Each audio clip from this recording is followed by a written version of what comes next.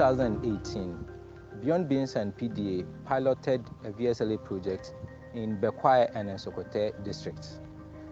In that project, Gender Action and Learning Systems, which is GALS, was integrated into the original VSLA system. And that project was very successful in 2008. So based on that, a child labor component was also introduced into the VSLA GALS system. And this project was started in 2019. And under that project, we formed 100 VSLA groups. So that was the first time we integrated a child labor component into the VSLA and the GALS system.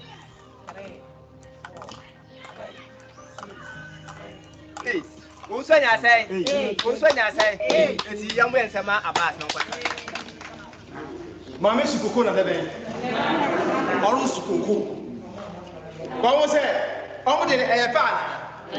We saw, based on our observations from the previous project, that the gender action learning systems and the VSLA itself was a very good way to help address the issue of child labor. There are a lot of causes of child labor, but there are two main aspects that the VSLA Child project seeks to address. One of the causes of child labor is poverty or lack of access to financial services by the local farmers. And so the VSLA system helps the farmers to save and also to borrow when they are in need. In economics, there is a theory called permanent income hypothesis. And what it says is that people will like to spend based on their expected long-term income. But farmers receive their cocoa proceeds, they spend all, they don't have opportunity to save, and when they are in need, they don't have any body to borrow from. So the VSLA gives them the opportunity to save when they have excess and also borrow when they are in need. So that is one way of the VSLA system helping to address the issue of lack of financial services by the farmers. VSLA no aboa me pa nyankopon se yanka no kore ne edi kan na minisika bia me didi dwa nti ne nkrofo sika na meje na me de atoto na kakra menya ho na maye nti eba na me se saade a meto susu ni bi nti kakra meto kwa kakra na me bo obosia adwuma na me de kwa de nyankopon se yanka nkore boa me ye se da medi loto no bo ho ma me na me kotua me bosia no na me kura me am sika no nti dia me pe bia na metimi e de fa nti na me nya adwuma baako. Hello and good day to all of you wherever you are joining us from. It's exciting to have the opportunity to meet once again on our quarterly webinar platform to share ideas, discuss stories, and continue the conversation about development work in Ghana and all over the world in general. This is the Participatory Development Associates, and today this webinar is being hosted by the Advocacy and Communications Unit of that organization. Glad to have you. I hope that you can all hear me. Edem and David, perhaps if you can confirm me, I would be glad to know that I can clearly. Yes, I can hear you very well, Asida. Just that your screen appeared frozen, but I can hear you very well. Thank you for that feedback. That's being worked on by the team. But as long as you can hear me, don't want to delay the time too much, and so we'll proceed until they are ready with the video. As I mentioned earlier, this is another in a series of quarterly webinars that PDA has been hosting, especially since, and we've been looking at various parts and aspects of development work in Ghana and all over Africa. And this has been largely hosted and helped by various units within PDA, the Participatory Development Associate. Last year, we had the opportunity to partner a lot with the Research, Evaluation, and Learning Unit.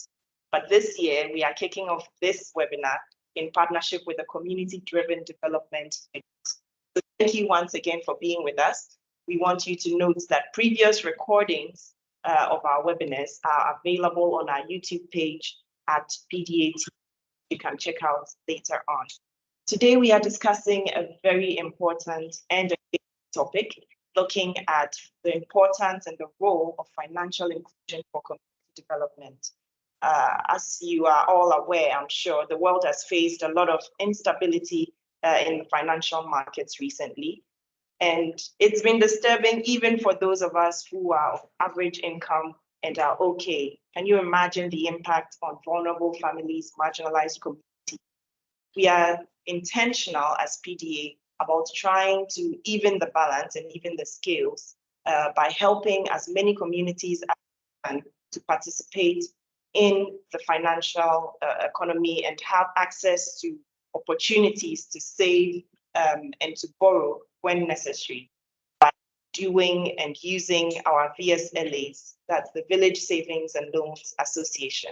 So this will be the topic of our discussion today. After the brief introduction and the welcome that I will give, we will hand over the platform to Mr. Edem Agbe, who is on call. He will be giving us the opening remarks, introducing him properly when it's time.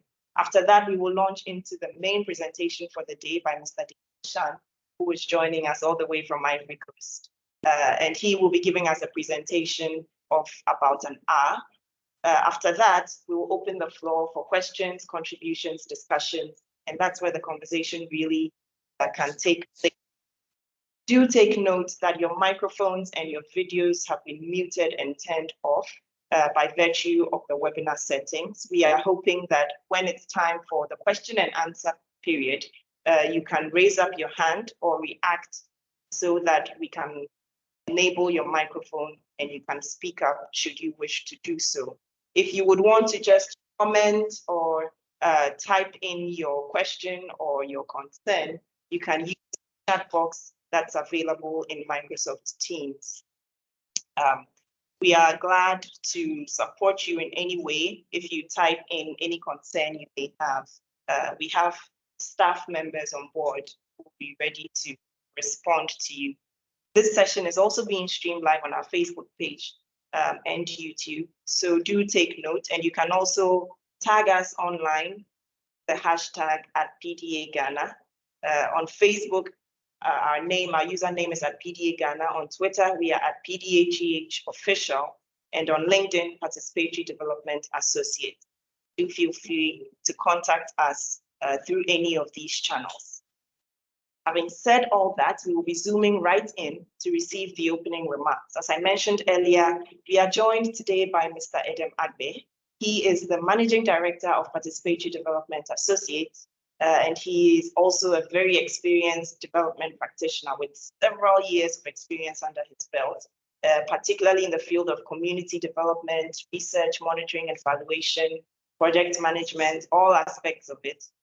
Interestingly, he was also one of the masterminds behind the development of PDA's unique VSLA GALS methodology. So we are very excited to have him on call as he introduces the topic and sets the stage for our main presentation for the day. Over to you, Edem.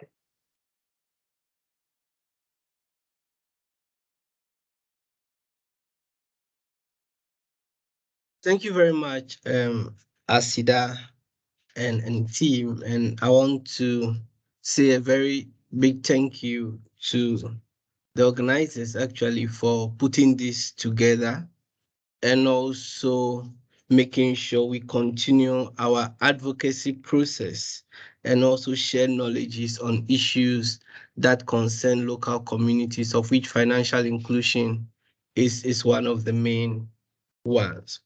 Now, the global financial inclusion market has been developing over the period and taking different forms and shapes if you study the trend.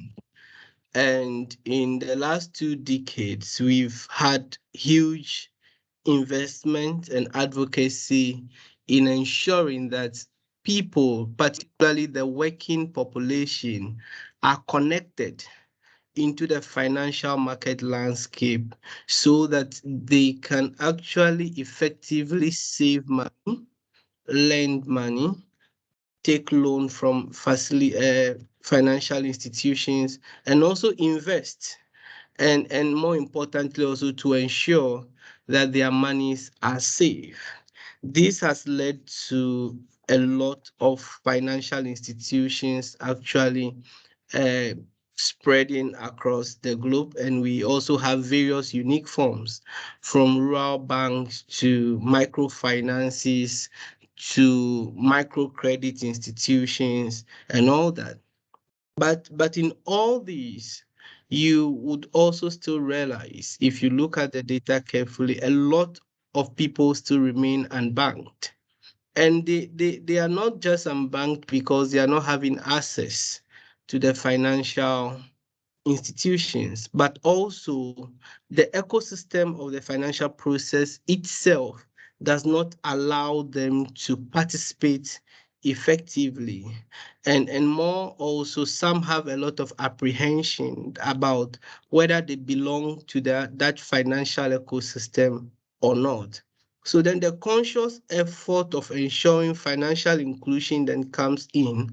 How do we break down the financial ecosystem to the level where everyone can understand, everyone can identify with, and everyone can participate, and that people can participate in the sector based on their capacity, based on whether they are into micro business, they are into small business, or they are into medium and large scale businesses. There should be financial systems and products that will ensure everyone participates. And so when we even have the SDG focusing on leaving no one behind, financial inclusion is key, because it is clearly there that how do we ensure that people are able to finance their business, their livelihoods, and their development independently through mobilization of resources around them in their space, and also by the national government as well.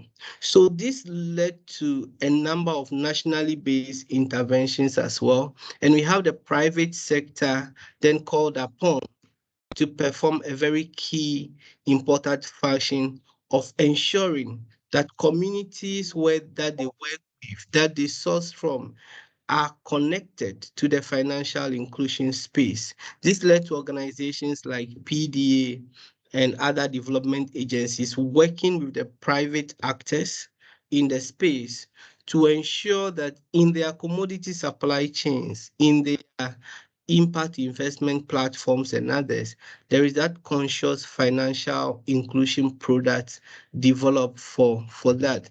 If you look at the index of the global financial inclusion process, for instance, you'll notice that even though there is that increment in private sector participation, the bottom 10 countries that are lagging behind are mainly in Africa, of which, interestingly, Ghana is part of the countries in the bottom 10 out of the ranking. And that becomes an issue where we are looking at the various models. So then we worked with other partners, because we already have the village savings and loans model that is being implemented, but we have to see how do we ensure that people accept it and they also don't find it as a tool for exploitation.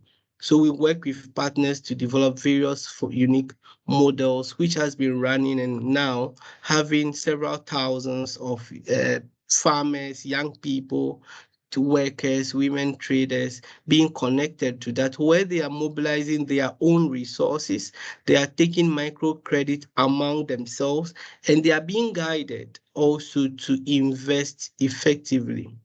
Even though this is growing and working well, there are some questions that still remain that we are working to answer. How do we ensure that people are protected from fraud, from people taking away their savings and all that in this process? How do we ensure that the drive for digitization financial inclusion initiatives are connected to that, but they are also safeguarded and protected so that people have secured investment, secured savings, and also even secured credit facilities so that they can actually expand their micro businesses and finance their domestic livelihoods and economic development activities as well.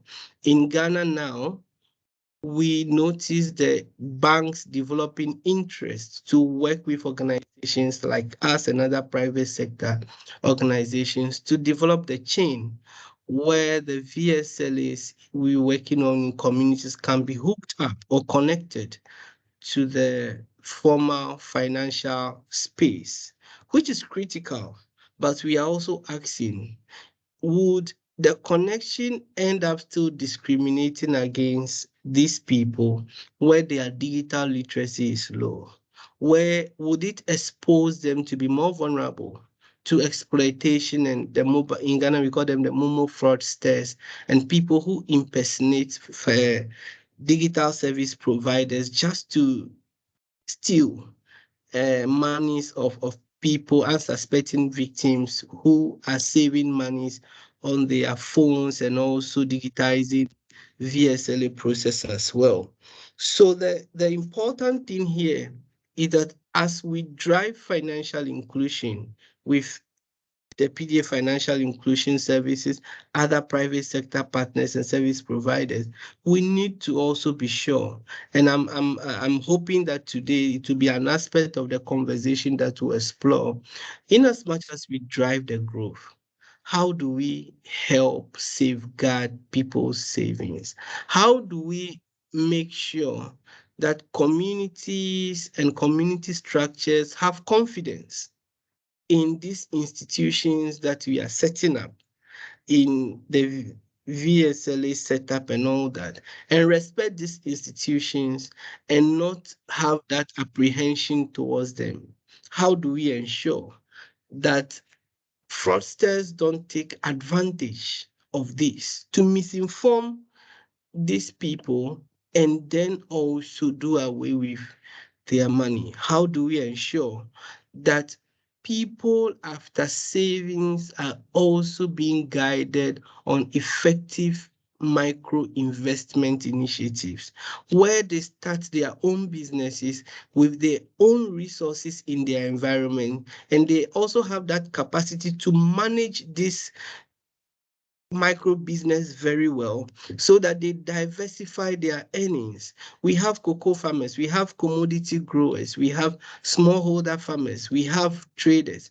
How do we ensure that these people are able to save portions of their income and reinvest, and later on they can also approach formal financial institutions with the record of participating so that they can have access to bigger facilities that are tailor-made for them so that they can expand?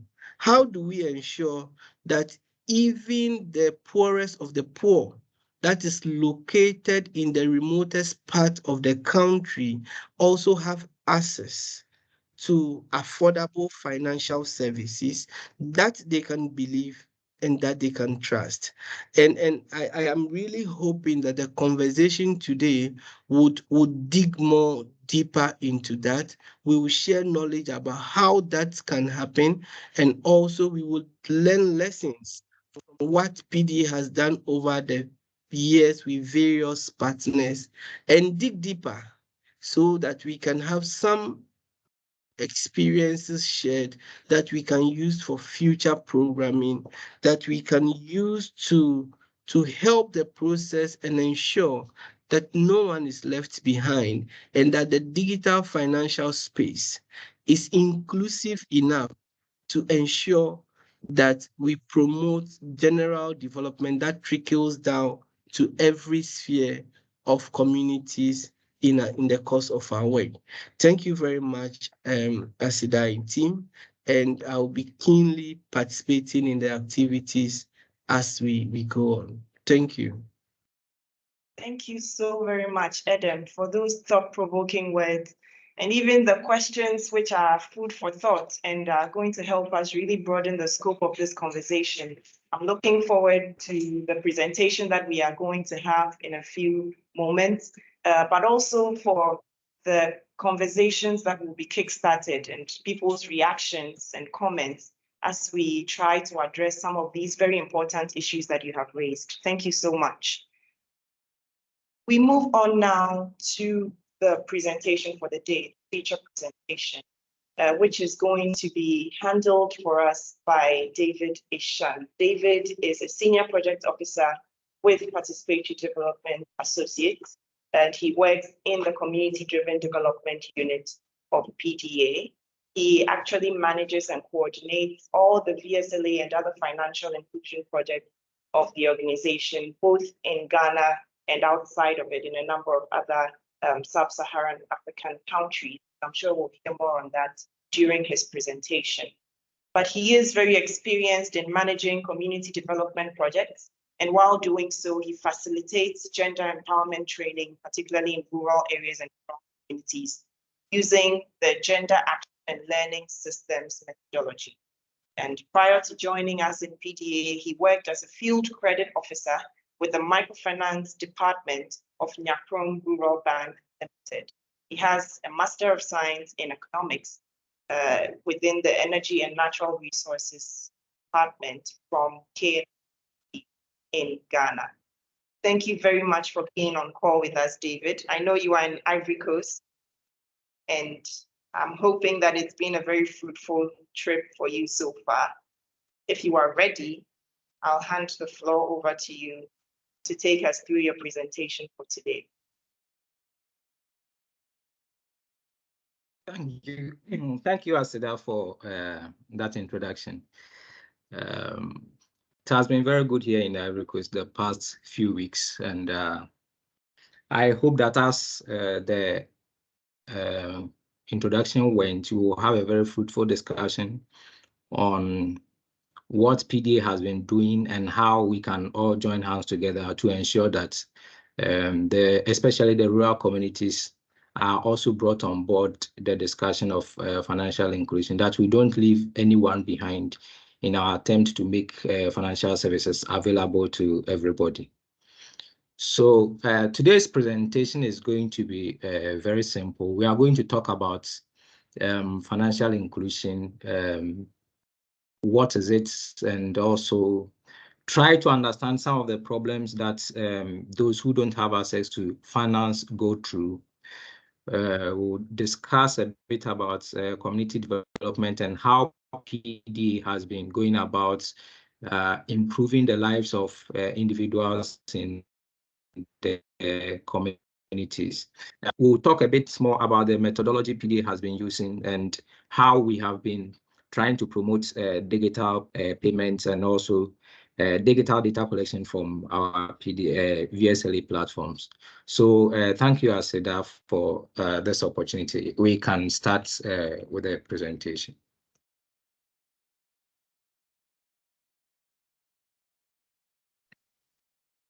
Okay. So as I started by saying, access to financial services by men and women in rural communities is very challenging due to a number of issues. And some of these things are lack of collateral, lack of ownership of assets, poor financial management, risky nature of farming, and sometimes their inability to prepare viable project proposals. But these are in cases where you have financial institutions. But we are all aware that in the rural communities, most of these people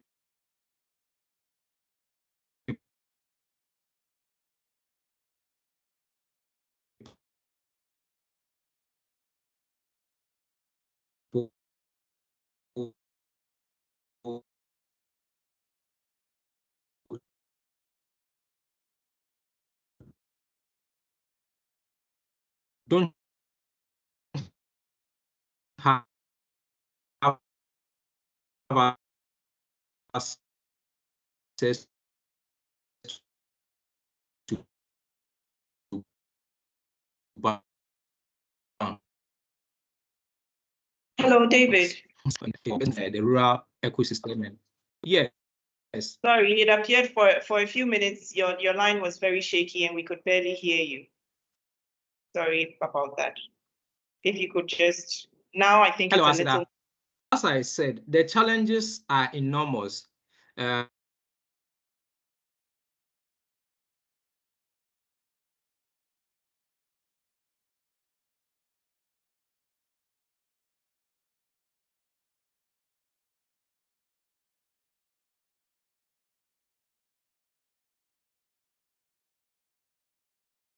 In cases where they are available, people just don't have access to them, and this impedes development. So ensuring financial inclusion is a critical step in reducing poverty and promoting development. So if we say promoting financial inclusion, what are we talking about? Financial inclusion generally refers to the availability and equality of opportunities to access financial services. And this is where people have access to save when they have excess and also to borrow when they are in need. In the rural economy, especially in Ghana or economies that depend on cocoa, these crops are very seasonal. And so when it is time for the season of these crops, they have money in abundance. And that is where you have people buying a lot of items. And unfortunately, this season happens to be around the Christmas festivities. So you have farmers who don't have access to opportunities to save their money, using most of their money for the Christmas festivities. And after the Christmas, when we enter the year and it's time for planting, it becomes difficult for them to get access to money. So if they are able to save when they have excess and get loans when they are in need, their life will be a lot more improved. In Ghana, as Adam alluded to, Ghana is very low in the financial inclusion ecosystem. But in Ghana, the government in 2020 launched 3 policy documents with the aim of improving the financial inclusion index for the country. And these 3 documents were the National Financial Inclusion and Development Strategy, the Digital Financial Services Policy, and the Cashlight Roadmap. And all these were aimed at increasing the percentage of Ghanaians who have access to financial services by 83% by 2023. These documents were launched in 2020. And the target was for Ghana to have 85% of its population having access to financial services. In 2020, there was, in 2002, October, Ghana was recognized as the only country in Africa to achieve 100% access to financial inclusion at the Mobile World Congress Africa 2022. It's not 100% financial inclusion. What this means was that I think this was when Ghana did the mobile money interoperability system. So when you have a mobile money, you can link your mobile money to a bank account. And so anybody who have access to a mobile phone and an access to mobile money service, 100% access means in this case. And we all know that when mobile money services started in this country, it was difficult or even impossible to transfer money from one network to the other network. But due to some of these developments in the services, it is now easy for you to transfer money from one network to another network, and even from a network to a bank. Okay, so I have explained the financial inclusion system in Ghana and what the government has been doing so far to improve the situation. So how do we ensure that this financial inclusion that we are talking about is actually helping to develop communities, or what is the linkage between the financial inclusion and community development? Community development is a process where community members are supported by agencies to identify and take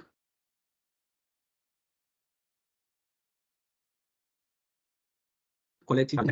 When you talk about community development, there are a lot of channels through which communities can be developed. There are social issues, there are economic issues, there are infrastructure issues that can be talked of. Now, because of the central government system that we run in Ghana, a lot of communities these days throw their hand up and tend to depend on government for almost everything that they want.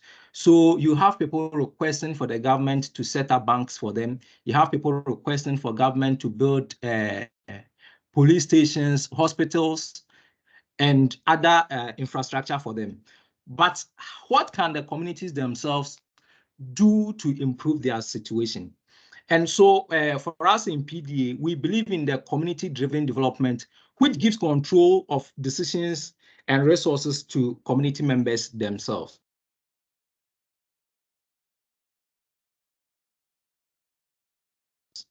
Infrastructure services to organize economic activity and resource management.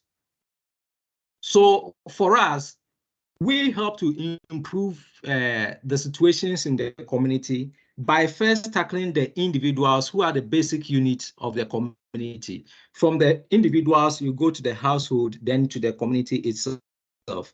So majority of the interventions that we are talking about today are not geared towards the community as a unit at first, but we start from the individual to the household, then to the community. And so let's talk about how financial inclusion can be used to as a tool for community development, or the effect of financial inclusion on community development. There are 17 SDG goals, and it is known that as states 7 out of these 17 SDG goals.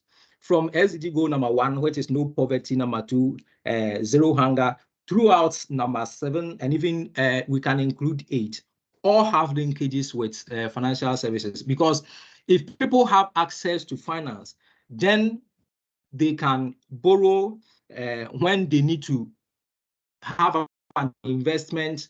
They can borrow when they need to go to hospital. They can borrow when they have to send their children to school. So access to financial services is very critical for development of individuals and of the community. And community members who also have access to financial services are able to smoothen their consumption.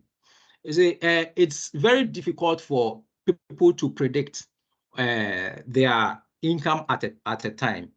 So when you know that you are expecting a salary at the end of the month, and you need money to pay school fees, what you do is that you can borrow money and go and pay the school fees. When the salary comes, then you take your salary and go and pay. But when Ladies and gentlemen, we are truly sorry for these network challenges. He's struggling to join us from slightly more rural area. So we apologize for that. Adam, if you are on call, I know you are ready to step in if necessary. Yeah, okay. Asida, thank you. Yes. Okay, so one thing that is critical for this is how community members are able to access healthcare, education, nutrition, and other social services when they are able to save and borrow. In as much as we have systems now promoting health insurance, we all know that there are still other gaps in the healthcare financing model, and people save towards this expenditures. And also with this now, community members are able to make and receive payment at a reduced cost.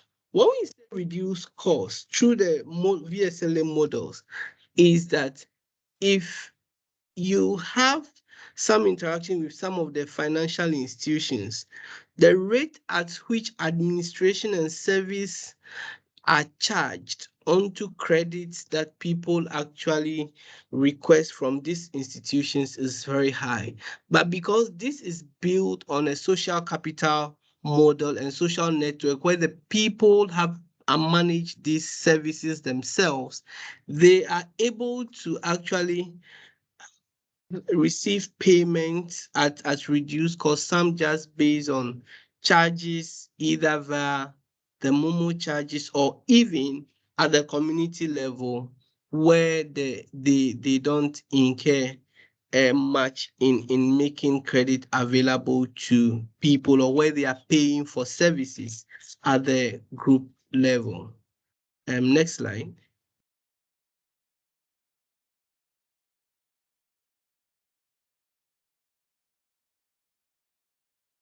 Now, somewhere in 2017 thereabout, the community-driven development unit of PDA worked with some partners to provide access to basic financial services using the Village Savings and Loans Association methodology. Now, the model actually did not just use this methodology as its design.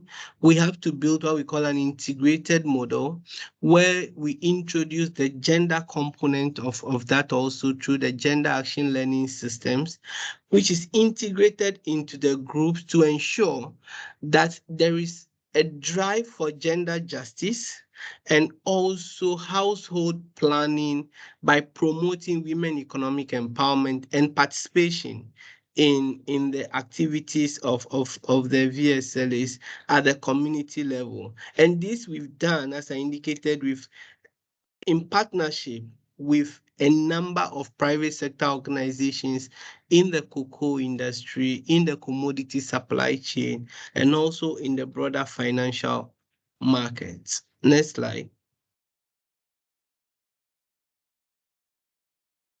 Okay, so how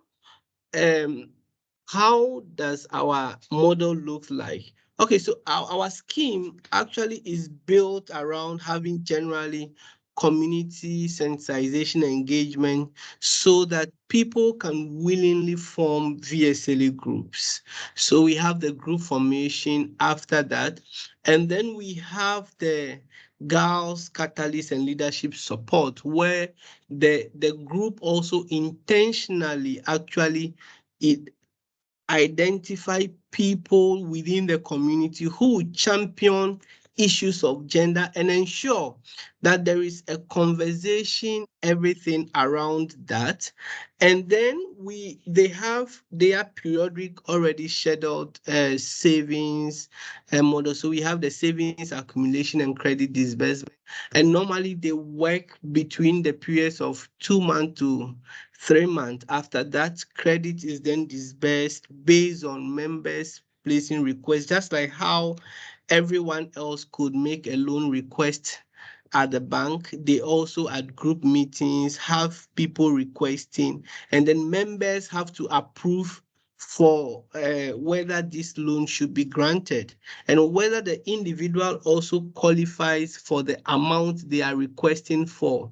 If there are issues, people raised it, the group discussed, and agreement is done. So the whole process is built on the communal cohesion and social structure, and therefore the trust of the people in the process is critical.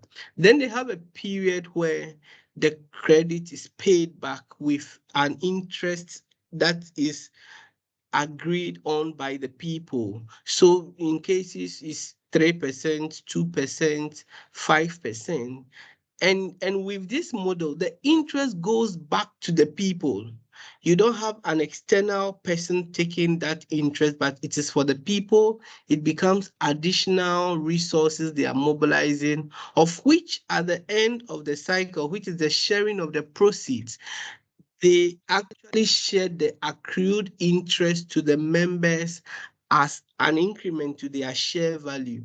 So we have the share value where if the group agrees that at every meeting, you must contribute 2 Ghana cedis and you have the opportunity to contribute that for 5 places. That is 5 share values for that. That means that total, if it's 2 Ghana cedis, you can contribute 10 cedis, which is your maximum contribution, but it can also be less. Now, at the end of the cycle, which runs between, depending on the group, we have 52 weeks, which is the traditional cycle. But from 9 months to 12 months, the group can decide they want to do an early share out. Now, the interest that is accrued from the credits that they've given out is added to the total savings and is distributed proportionately onto their share value. So groups that started contributing 2 cedis may end up having 2 cedis 10 pesos or 2 cedis 15 pesos at the end of the cycle. Literally, if anybody also understands, let's say the stock markets, stock exchange trade and all that, how values are traded, it's literally that. Just that this is happening in the rural space, managed by the people and not an external entity. Next slide. So at the end of the contribution process, one thing that we introduce is a gender action and learning systems, which is a participatory methodology actually developed from participatory action learning systems, where it's designed to ensure that people who have never stepped their foot in classroom before can still write, learn, and plan. So Gauss uses diagrams, symbols to communicate. The group agrees on the symbols and the meanings they attach to them. And then this is then used to guide people to communicate from monetary values to economic investment to planning. That is how they structure it. And so when the group meet, when you as an external person, you goes there and you carry their books or the activities as they are doing in the picture, you would not understand anything. But when they pick it, they can then explain to you how they have intend to mobilize resources, how they are planning to put the resources into use, and how also they ensure that they will build the capacity of their household members and bring them onto the fore of the financial inclusion and resource mobilization process so that they can actually promote an empowerment. So here we are looking at a gender empowerment and gender justice model where women, young people also contribute to the design of the various resource mobilization strategies by the household, and then a common decision on how that resource will be used to either invest in their farm, invest in their micro businesses, or improve their education and well-being of children in the household. So it is mostly communal done. So at the group level, we have it structured where you have the group goals and vision, where they have the group collectively have a common vision that they've carved for themselves, and then they face it into quarterly plans, how they would work towards that. Now, every individual member of the group also then have their individual vision and how, together with their households, they will work towards that progressively over a period of time. And what this also does is it gives women, particularly also farmers, more control of their lives, because the system ensures that they come together to plan, and make decisions. So we have components, I'm sure I'll get there, that talks about couples dialogue, social leadership, resource mobilization, and strategies in the process. Next slide.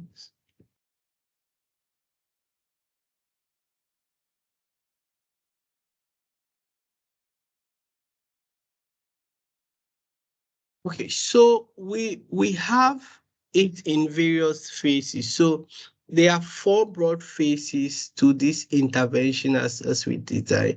So we have the preparatory phase. So the preparatory phase is where we engage in mass community mobilization and sensitization to ensure that people understand the concept and they can self-select themselves into the groups.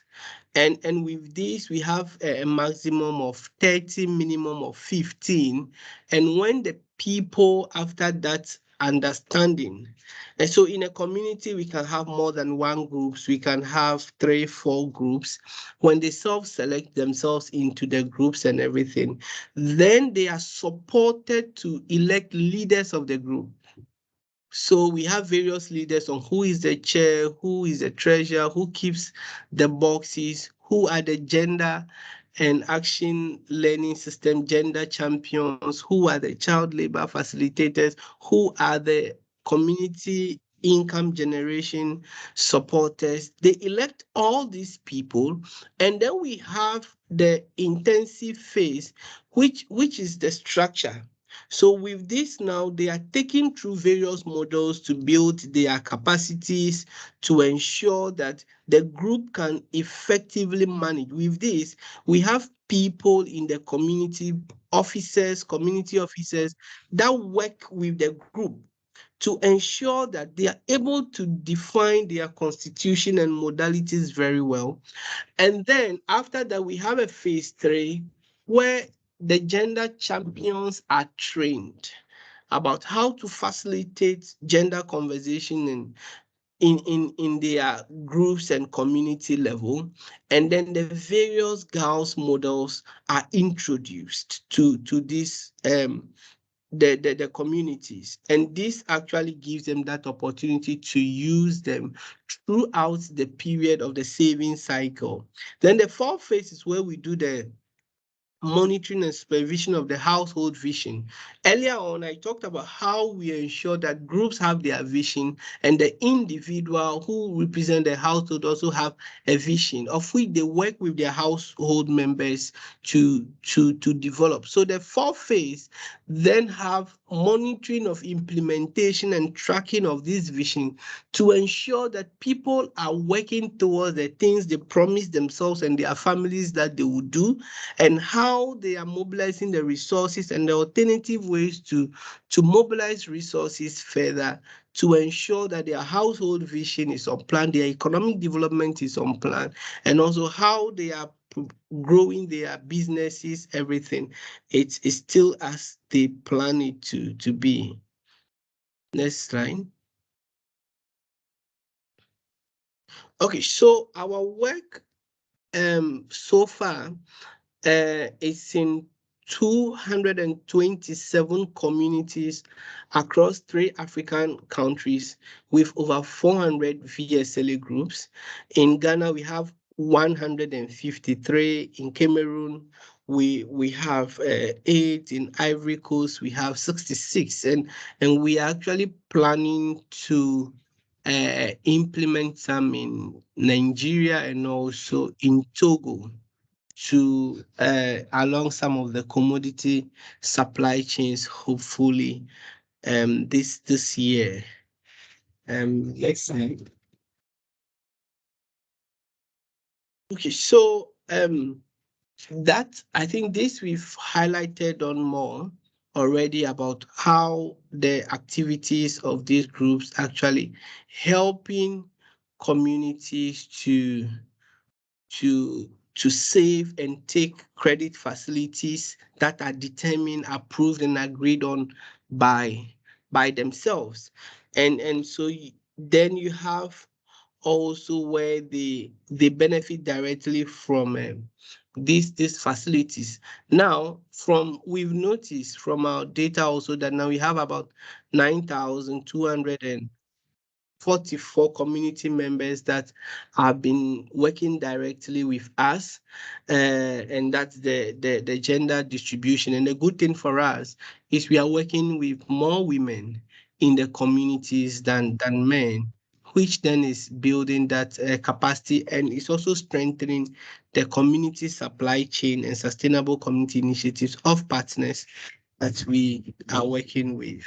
Now, we've also set up a mobile money center with the aim of supporting VSLAs to save through mobile money, which now we are still looking at some of the security features more to safeguard this innovation so that we will not have groups falling victims to these various forms of scams that are happening. I think we, particularly in Ghana here, we also know how these fraudsters are also very innovative and very cunning, that every moment they are also changing their strategies and style. And we are trying to ensure that how do we have this secured platform?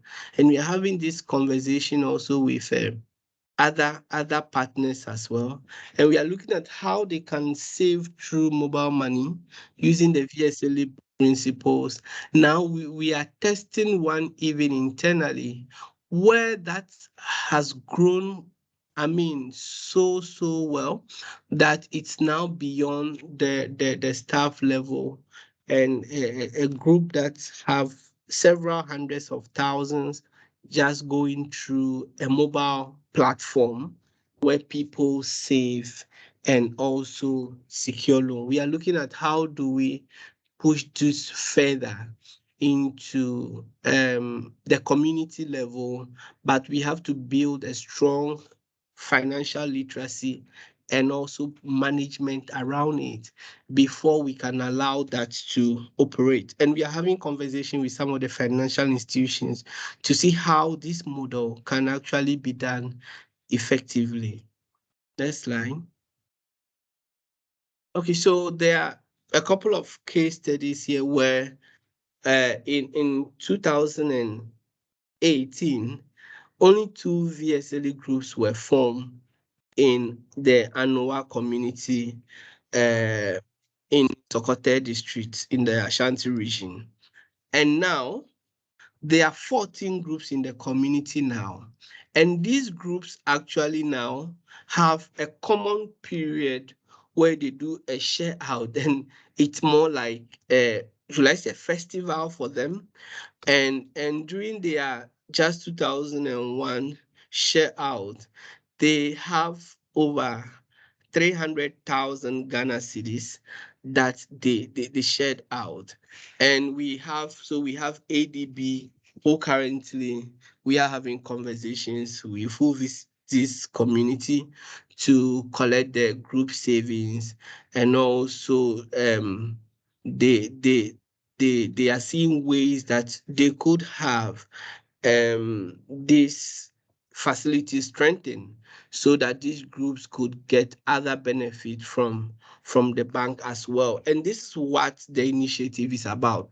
As the communities build their structures and develop their saving mechanisms and everything, the institutions then find them attractive, and then they work with them to actually get that done. And also when the new cocoa season starts, for instance, even if PCs don't have money to buy cocoa, the PCs fall on these groups. They lend money for the PCs to purchase cocoa beans, and after that, the group is paid back with interest. And that becomes also additional revenue for that, and it's also helping the purchasing clerks to continue buying cocoa beans from the community members, from farmers in different places. Next slide.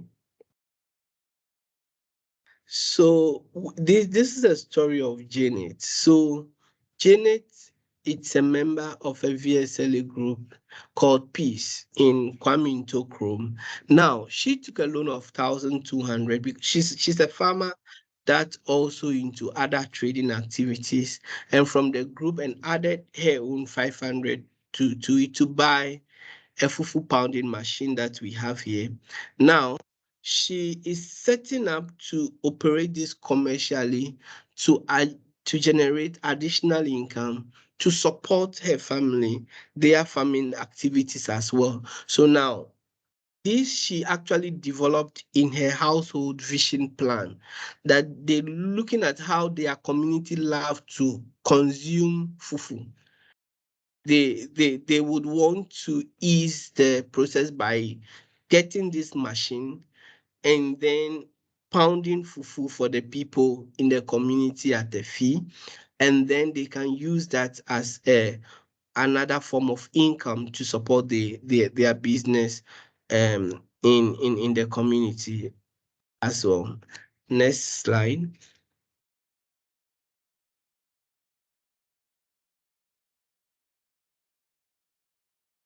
So this is another interesting story of a couple where Gabriel and the wife, where they have borrowed money from the VSLA group, and then they've invested that in a poultry business.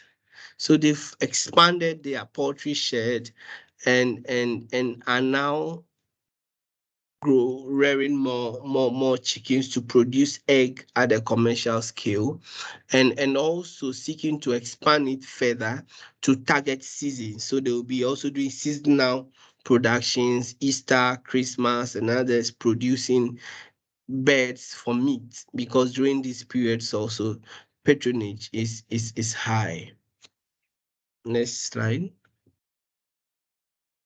Okay, so I think this among the last. So we have Ali, who belongs to a group in numerous. So, and he received loans in 3 different cycles more, and then he used them to buy motorbikes for transportation of the community members to the nearest nodal town. Now Ali now has 3 motorbikes, and he is using that now as another form of income, and from his VSLA business. And he's also venturing into other businesses with the loan, in addition to their farming activities. And this is what he couldn't have done if you were to go to the traditional financial institutions just to secure a loan for that.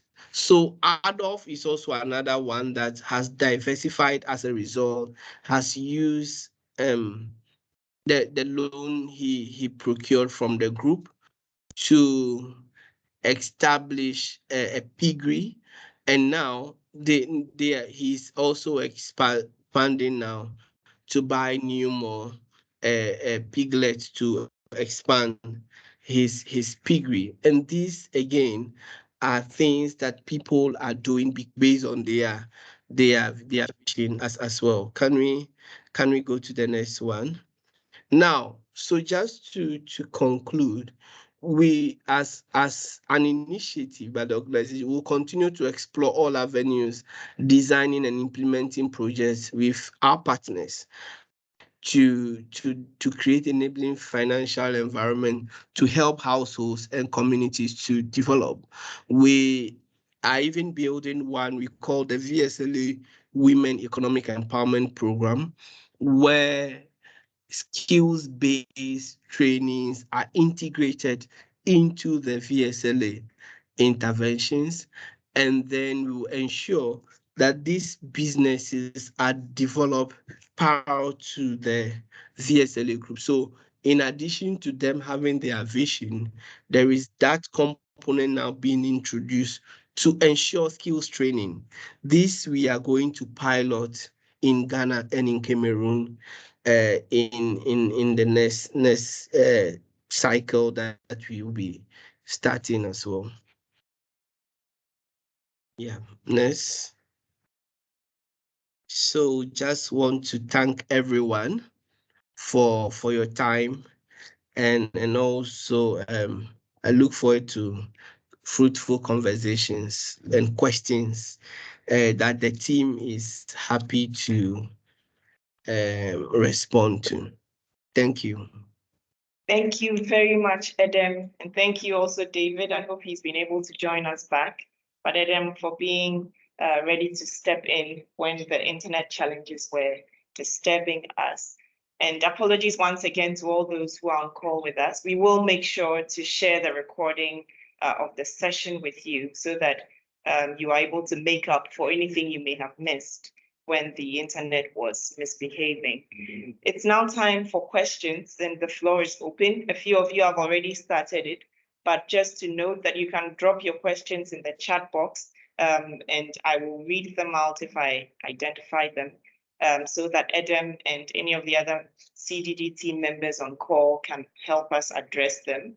But if you would like to ask your question verbally, you can also just raise your hand. And once I take notice of that, I'll call on you and we will unmute your microphone so that you can ask your question out loud. Before we zoom into the questions, and perhaps to give a little time for everyone to digest the information that has come across, we want to just share a number of just very short clips of some of the impact stories that we are receiving from the communities where VSLAs are being held. Mede maame postinedi ya mifenia muahe ya ena mede me ho abedjon Yesu nti eku na mekwa ahohiahia na mbegye 3 million ena mede maame ba ye adwuma nti adwuma na akola ne de ye no wanya mfaso bebre wo ho eti amama betue me sika no eti 3 million na mebegye ye no be ba no de kwato afidie wo ye ayi weda ti ama afidie ne so kura sa abeye mfaso ama me ba eti me da ekuofuo na se.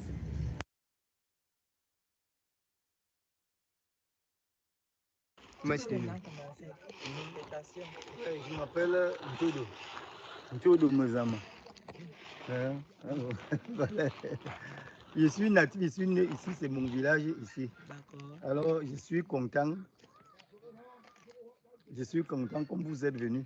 Ça nous prouve que vraiment le travail qu'on fait, le cacao qu'on fait, c'est de bonne qualité. De bonne qualité. Alors, le groupe, c'est notre nouveau groupe. C'est Essayons voir. Le nom, c'est Essayons voir. Bon, moi, par exemple, bon, ça fait des années que j'ai commencé à travailler. Actuellement, là, je suis au niveau de 5 tonnes l'an. Le cacao que je produis, ça peut aller à 5 tonnes chaque année. Et c'est en train de monter doucement. C'est comme ça. Donc, je suis très content comme vous êtes là. Hein? Et vous avez vu mes femmes du groupe, elles étaient là, tout le monde est content.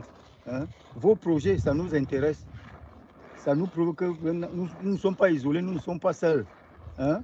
Les gens comme vous, hein? Vous nous sollicitez et ça nous arrange. Nous sommes très contents de vous recevoir ici. Ici, c'est Nkoulikou. Le groupe, c'est Essayons voir.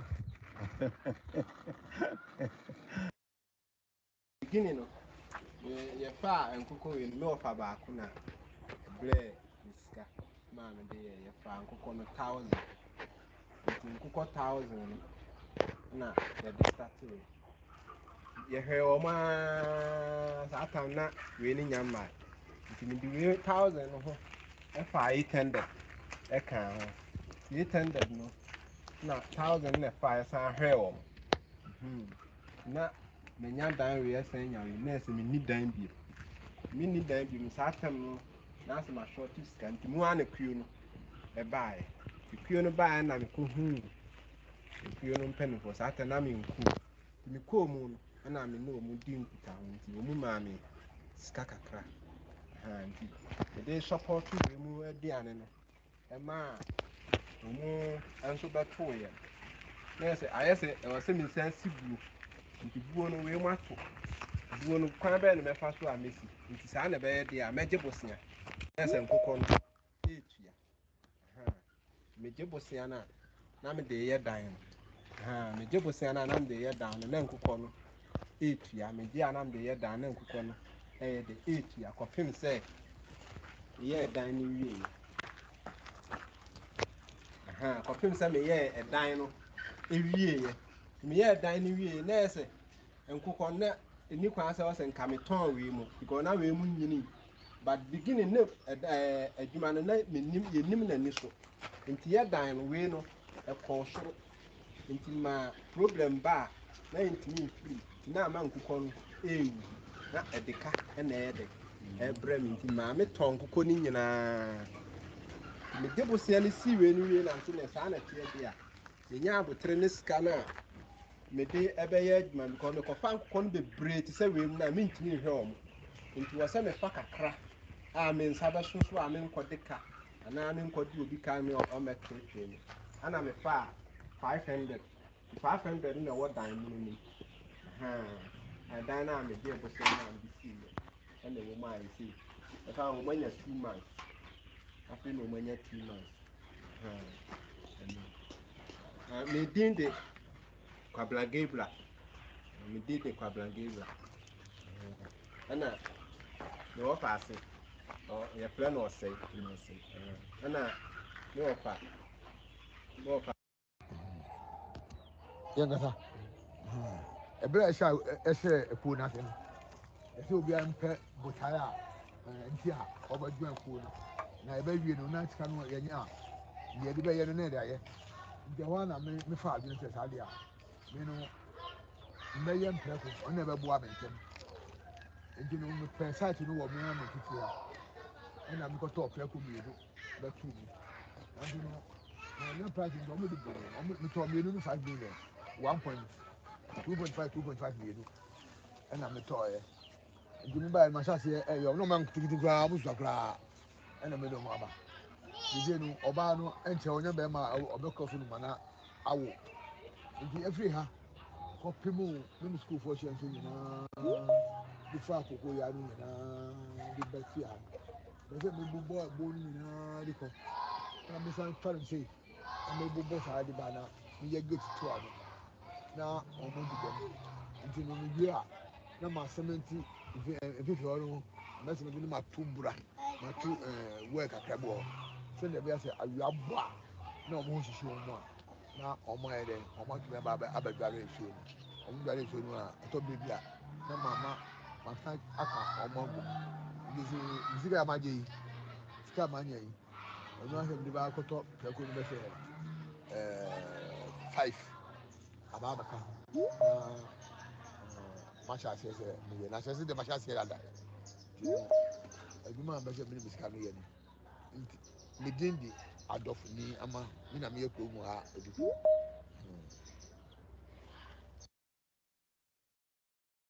Thank you very much to our technical team.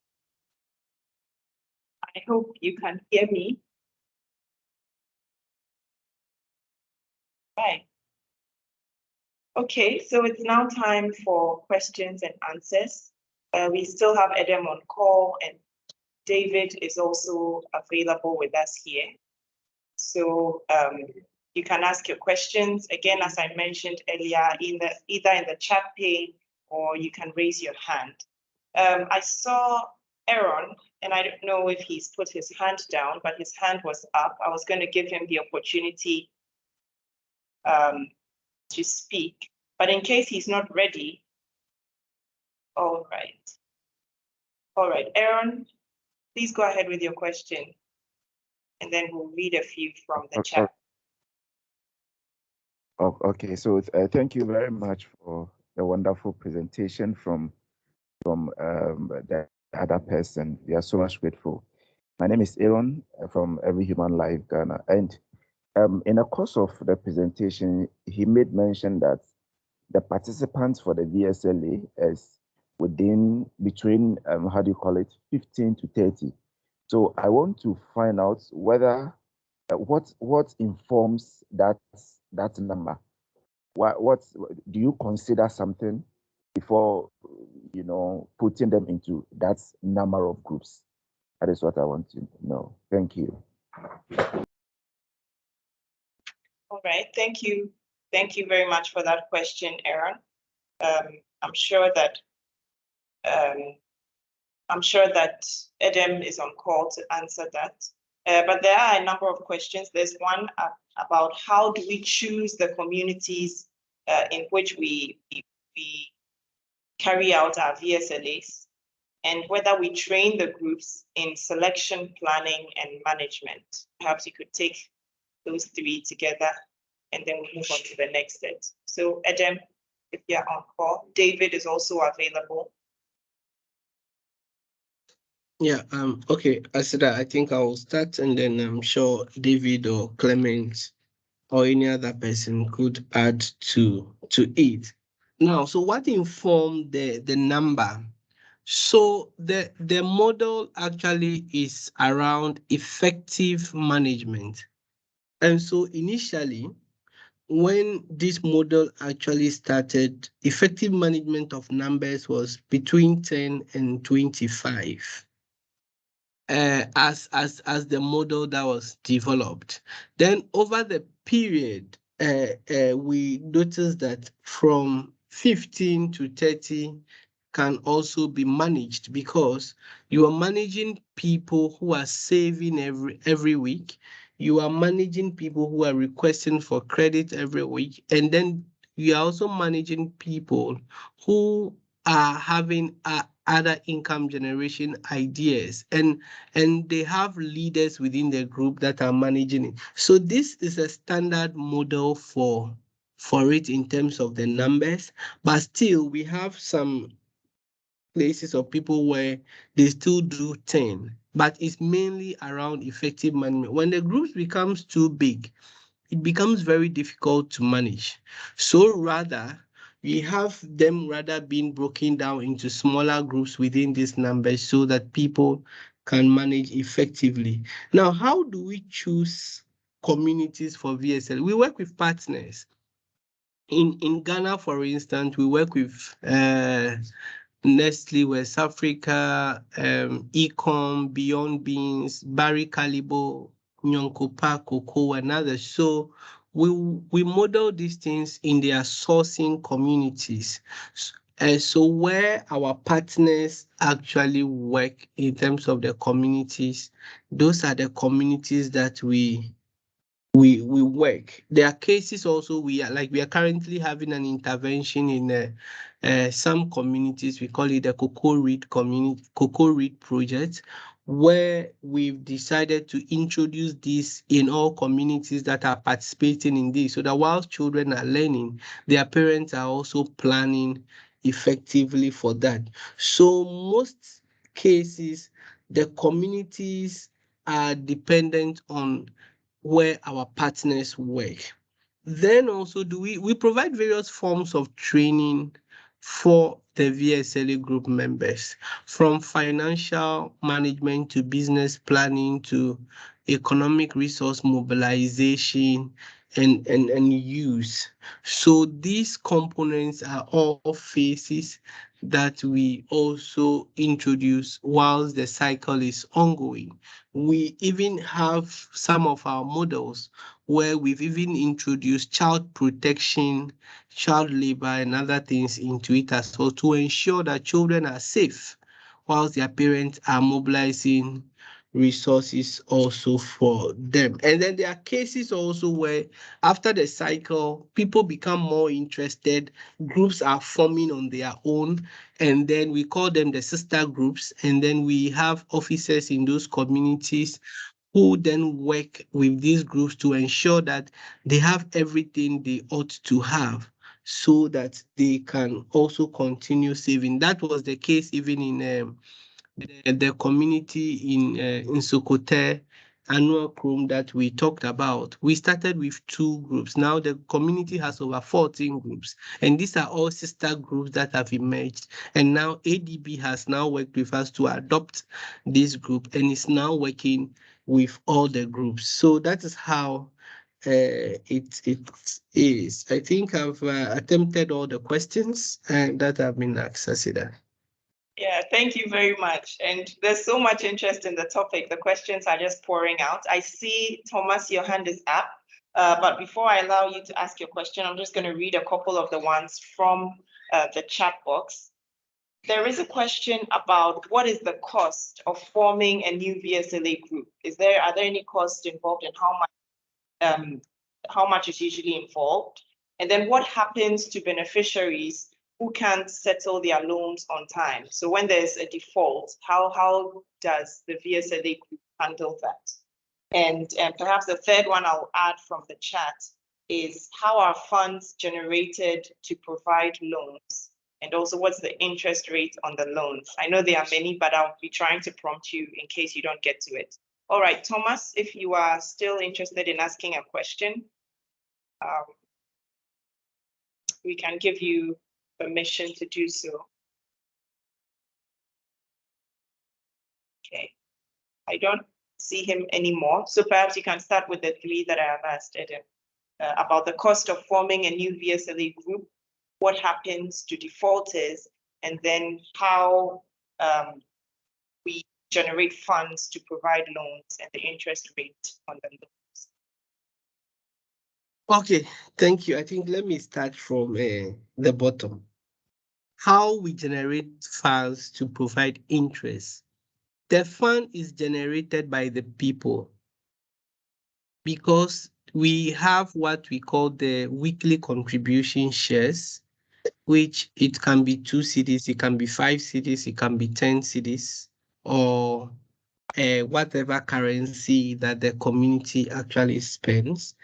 And then, so as they do this contribution for the first 2 to 3 months, no loan is given. So that become a pool. If you are able to contribute for this period, your level of commitment to the activities of the group is also ascertained because it shows your interest. So after that, then now you can actually request for a loan. The amount that you qualify to request, your maximum amount, is 3 times your savings. So if you save, let's say 500 Ghana cedis, you can actually request for 1,500. But the group has to discuss to agree whether that money should be approved for you or not. In your presence, everybody in the group discusses that, and when that happens, the approval is done. And it's with an interest, some of them 3%, 5% over a 3-month period or 5-month period, depending on what the group decides to. Now, what happens to defaulters, or when there is a default on loan? So the group has its own internal control mechanisms, right? And because it's also built on social capital, everybody knows everyone, and everybody knows how your capacity, because they work with you. So if for instance your loan is due and you've not paid, the group has other schedules to subject it to some interest. But when it's 3 months to the cycle, loans are not given. So they use that to mop up the default. If by the end of the cycle, you still have an outstanding loan, your saving is used to actually clear that amount that you own.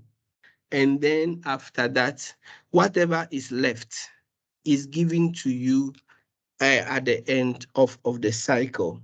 Now, what is the cost for forming the group?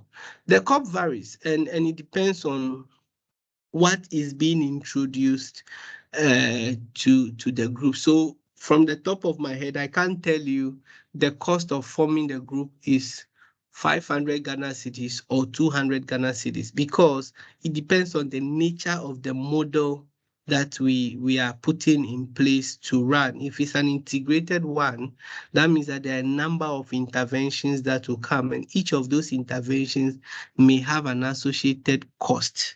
So the cost is not static. it varies, and it depends on the model that has been defined together with the partners. But what we also do, which is a constant cost, is we ensure that an officer is attached to a number of communities. And this officer is more like the facilitator, quality assurance person who supports the group to ensure that they are getting things right at their first early stages.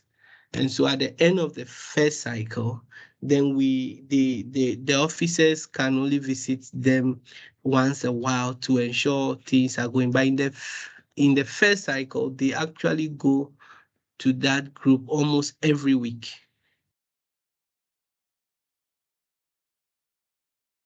Yeah. So thank you very much for those clear answers, Edem. And I think that even answers another of the questions that was in the chat box about how monitoring and evaluation of the groups is conducted. I think your final comment dealt with that. There are still so many questions coming in about partnering with PDA. That's exactly part of why we are sharing these stories. We are excited to partner.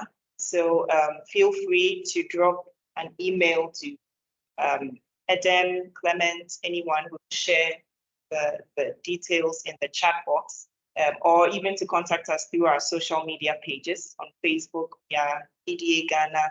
On Twitter, we are at PDAGH Official. On LinkedIn, we are Participatory Development Associate. You can find us wherever you are.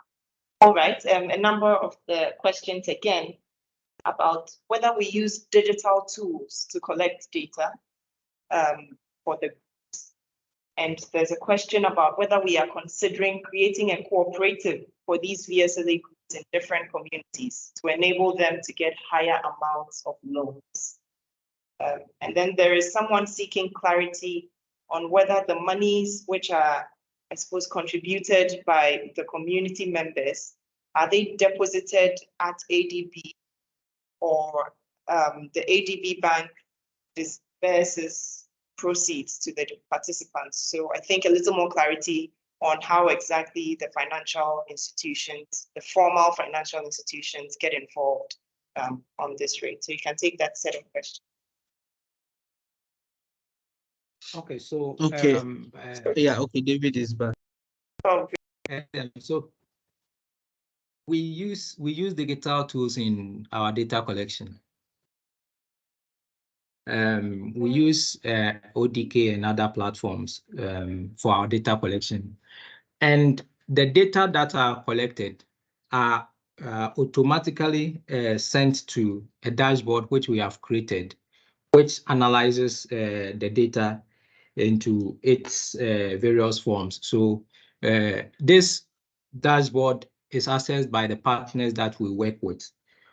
And the data collection process is automated into the dashboard. So at any point in time, when you go to the dashboard, you can see the performance of the various groups, their savings, their loans, and even attendance to meetings. So yes, we use digital tools for our data collection.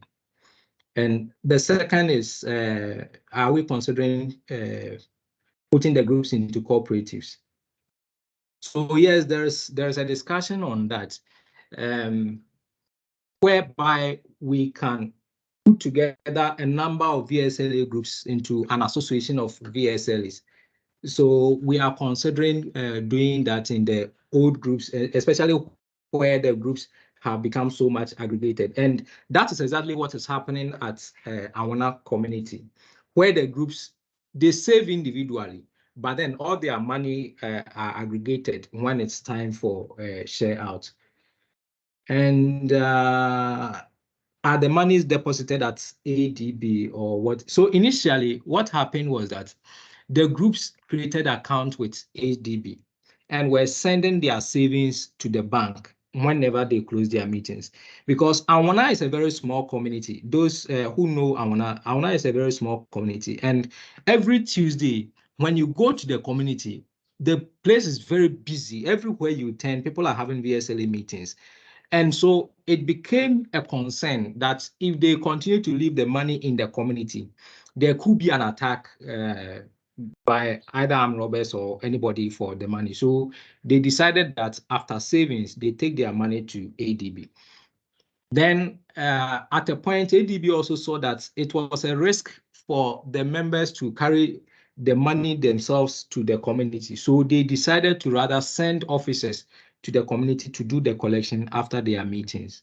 So that is the relationship with ADB. Thank you, Asida.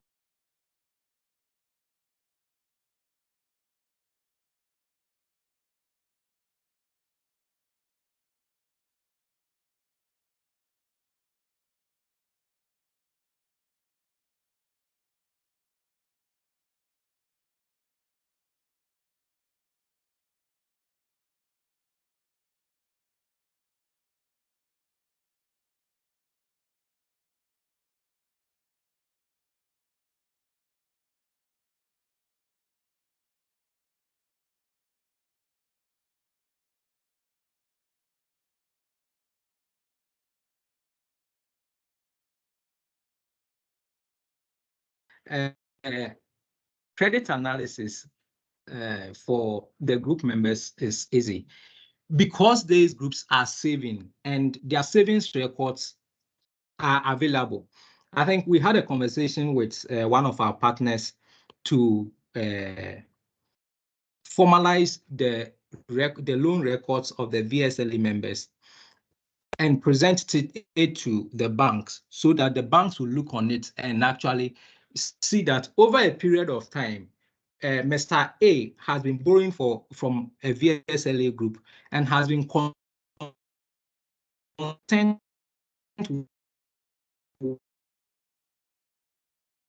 with or that information. We are able to do that so that they can know that these people are credible. And one thing is that generally people tend to regard bank loans, those of us in Ghana who understand the local Ghanaian language, they think bank loans are government money. So some people abuse it. So if you are able to borrow from your own friend and demonstrate ability to pay, then it makes you more credible to go to any banking institution to take credit.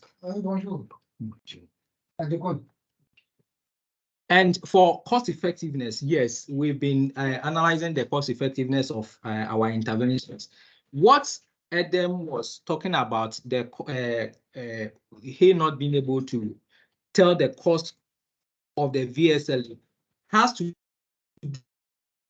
do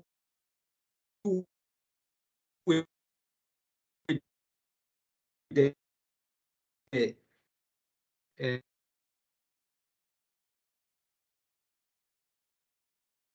Right.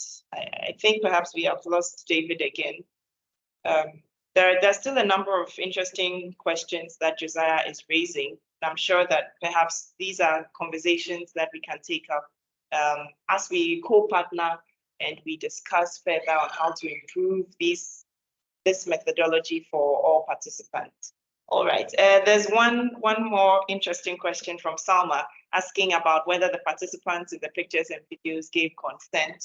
And PDA as an organization, we believe very much in safeguarding. We always ensure that all the people who are represented in our videos and pictures that we display on our websites and share with you, we ensure that they sign consent forms before demonstrating, or taking their their likenesses for sharing. So thank you for that consent, but it is something that we are very intentional about. And perhaps one more question from James. Still, please note, if you want to raise your hand and vocalize your question, you can do so. But James is asking, how are funds, okay, I think that's been addressed, but how are funds generated to provide loans to these for their business? I think Edem addressed that a little bit earlier. Yes, but thank you all so very much for your participation. And perhaps we will take closing remarks from Edem, and I know Clement is also on call just to round up our discussion for today. So over to you, Edem first, and then Clement if he has anything. Thank you, Asida. I thought it would be the other way around. We haven't heard Clement's voice all day. That's fine. Yeah, so just to say this, it's been good conversation and good questions for us. I honestly wish we could discuss more, and because these are approaches that we are innovating and working with partners to ensure that people are financially included and communities can have access to affordable financing. So some of the questions are really helpful. There are things we should look at. I see suggestion for us to explore the using of the civics, which we do, but we are also trying to develop our own digital structuring process modeled just like how the service actually works. And then also ensure that financial institution partners are actually hooked up onto these platforms that we are building with our developers so that we can ensure that everything from our perspective is well captured. And we will be having furthermore conversation on this, and we would want you to continue engaging us, continue asking questions, and I'm sure we'll be doing some knowledge products also that we will be sharing to the wider community as well. So thank you all so much, Asida. Thank you very much, Edem. And thank you, David. It's such a pity that we experienced a few challenges in your network. But thank you again. And just as Edem said, these are conversations we are really interested in having to improve and enhance the provision of. We are aware that there are a number of other organizations who also make use of the methodology. And we are looking forward to partnering with any of you that are interested to make sure that we maximize the impact and make sure that the importance and the role of financial inclusion for community development is achieved. So once again, if you are interested in getting the conversation to continue, please send out an email to e@pdaghana.com. That's been typed in the chat box, or csnyako@pdaghana.com. You can also reach out to our social media pages where we have been live streaming this presentation. We'll make sure that we email each of you, all the attendants, with a copy of the slides that were used for the presentation and the recording of this webinar. And just a final announcement that those of you who are joining us in Ghana, if you weren't able to register ahead of the event, kindly try and do so that we can have your phone number so that we try and send a little allowance to reimburse you for the data expended in joining us. Thank you all so very much. It's been a pleasure and a delight engaging with you. If there are no further words, we will bring this webinar to a close. Once again, this has been Participatory Development Associates. We have been glad to have David Eshan and Edem Agbe on call, giving us a presentation on the importance of financial inclusion for community development. We have shared the stories of impact from our journey so far with our partners, and we've also been able to just hear your thoughts and engage a little bit with you on the approach that we are using. Thank you so much and have a wonderful rest of the day. All the best.